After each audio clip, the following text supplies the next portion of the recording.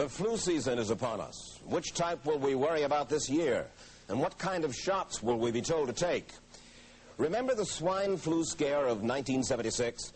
That was the year the U.S. government told us all that swine flu could turn out to be a killer that could spread across the nation. And Washington decided that every man, woman, and child in the nation should get a shot to prevent a nationwide outbreak, a pandemic.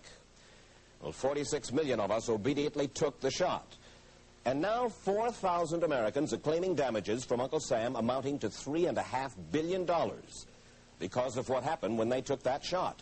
By far the greatest number of the claims, 2/3 of them, are for neurological damage or even death, allegedly triggered by the flu shot. We pick up the story back in 1976 when the threat posed by the swine flu virus seemed very real indeed. This virus was the cause of a pandemic in 1918 and 1919 that resulted in over 500,000 deaths in the United States, as well as 20 million deaths around the world.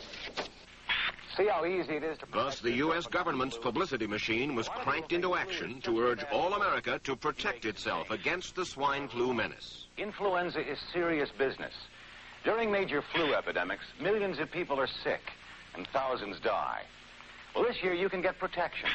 The vaccines are safe, easy to take, and they can protect you against flu. So roll up your sleeve. Protect yourself.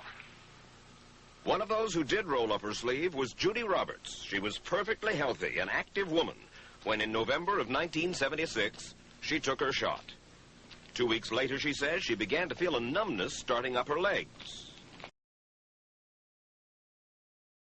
By Friday, if this keeps up, by the following week, I was totally paralyzed. So completely paralyzed, in fact, that they had to operate on her to enable her to breathe.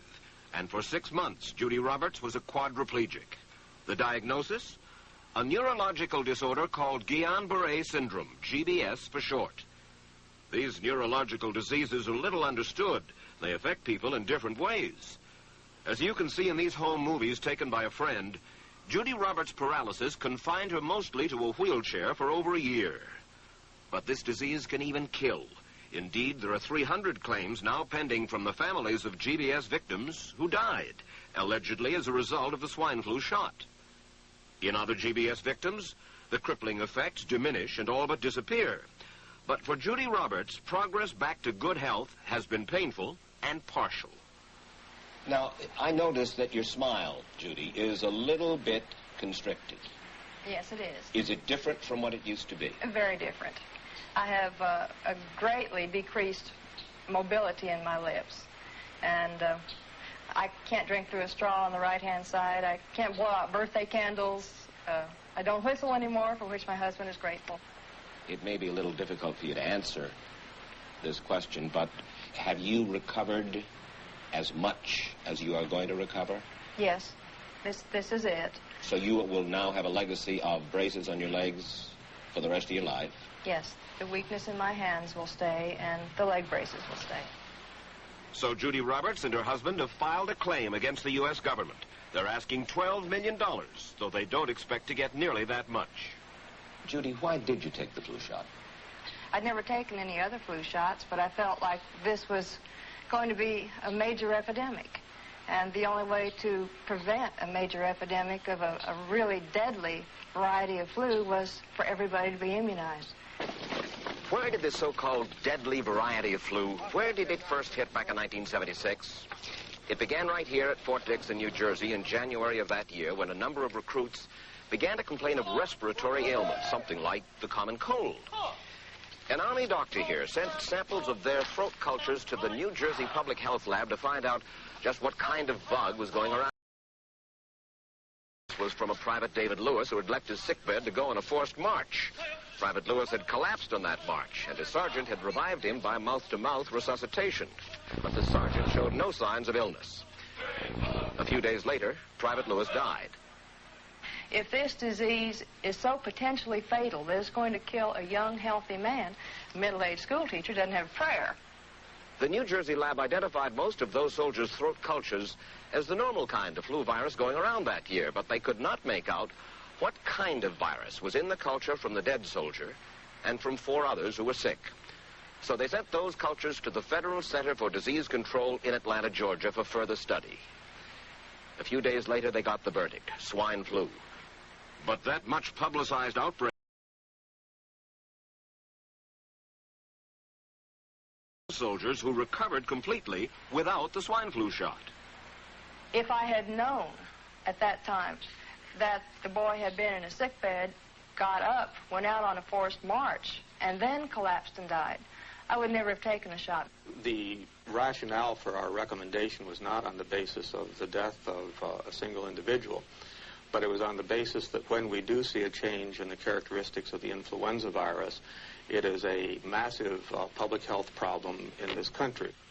Dr. David Senser, then head of the CDC, the Center for Disease Control in Atlanta, is now in private industry.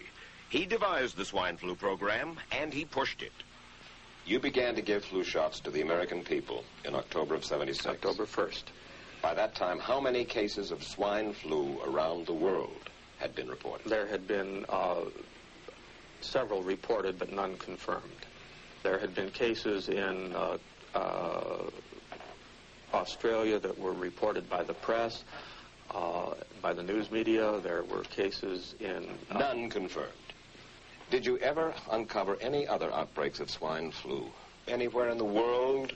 No. Now, nearly everyone was to receive the shot in a public health facility where a doctor might not be present. Therefore, it was up to the CDC to come up with some kind of official consent form, giving the public all the information it needed about the swine flu shot. This form stated that the swine flu vaccine had been tested. What it didn't say was that after those tests were completed, the scientists developed another vaccine, and that was the one given to most of the 46 million who took the shot. That vaccine was called X53A. Was X53A ever field tested? I can't say. I would have to... It wasn't. I don't know. Well, I would think that you're in charge of the program. I would have to check the records. I haven't looked at this in some time. The information form, the consent form, was also supposed to warn people about any risks of serious complications following the shot. But did it? No, I had never heard of any reactions other than a sore arm, fever, this sort of thing. Judy Roberts' husband, Gene, also took the shot. Yes, I looked at that document. I signed it. Nothing on there said I was going to have a heart attack or I can get Guillain-Barré, which I never heard of. What if people from the government, from the Center for Disease Control, what if they